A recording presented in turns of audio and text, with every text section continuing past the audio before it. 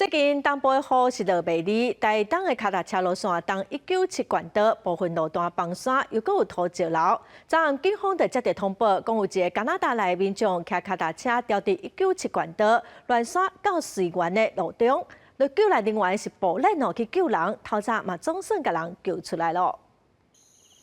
透早救援人员伫天还袂光的时阵，伫东197县道石头落倒来的路段，远远就发现讲对面的山谷有人。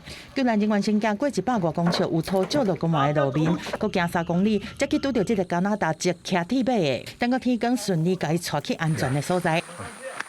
谢谢。我们跟他中间有一个山沟啦，所以我们要架绳索去接住他。这一段就是有土石流挡住，所以车子过不去。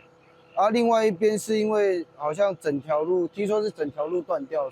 救援人员讲，这个加拿大籍骑铁马的查甫人，才到这时对台东市区骑车行197县道往池上，有可能唔知影沿途是有路断去，加上这几天山区拢落大雨，一寡路段是有土石流。伊准是讲会当沿车路边安尼通过，无想到头前佫有较大面积的崩山，行过去才发现讲歹进嘛歹退。台东县政府表示讲，197县道乱山到水源的路段，2天前受到海葵风台的侵袭，互路断去，已经申请中央灾害修复经费要征收，目前请民众游客暂时卖通行。